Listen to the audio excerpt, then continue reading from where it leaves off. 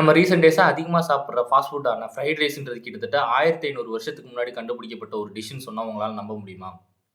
ஆமா. கிபி 589ல சைனால இருக்க சூயி டைனாஸ்டில தான் ஃபர்ஸ்ட் இந்த ஃப்ரைட் ரைஸ்ன்ற கான்செப்ட்டே உருவாகுது. இது வந்து ஒரு ராஜ குடும்பத்துக்காக உருவாக்கப்பட்ட ஒரு டிஷ்ஷே கிடையாது. இது அங்க வாழ்ற பீப்பிள் டே டூ டே லைஃப்ல மீந்து போற ரைஸையும், மீட்டையும் நம்ம வந்து வச்சு ஒரு டிஷ் உருவாக்குவோம் அப்படின்னு சொல்லிட்டு உருவாக்குறாங்க. அப்படிதான் இந்த ஃப்ரைட் ரைஸ்ன்றது உருவாகுது.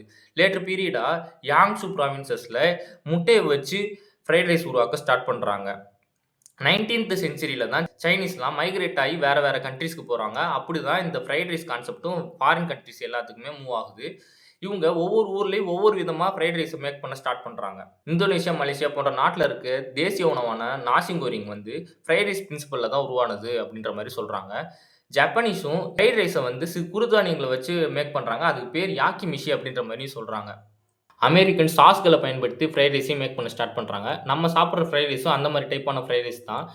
ஃப்ரைட் ரைஸ்ல நெறைய டைப்ஸஸ் இருக்கு. எக்ஸாம்பிள்க்கு ஷெஸ்வான்ன்றது ஸ்பைசஸ் அதிகமா போட்டு செய்ற ஃப்ரைட் ரைஸ். யாங்சூ அப்படின்றது போர்க்கையும், எக்கையும் அதிகமா வச்சு செய்ற ஃப்ரைட் ரைஸ். நீங்க என்ன டைப் ஆஃப் ஃப்ரைட் ரைஸ்லாம் சாப்பிட்டுருக்கீங்க அப்படின்றத கமெண்ட் செக்ஷன்ல சொல்லிட்டு போங்க. நானும் தெரிஞ்சுக்கிறேன். Thank you.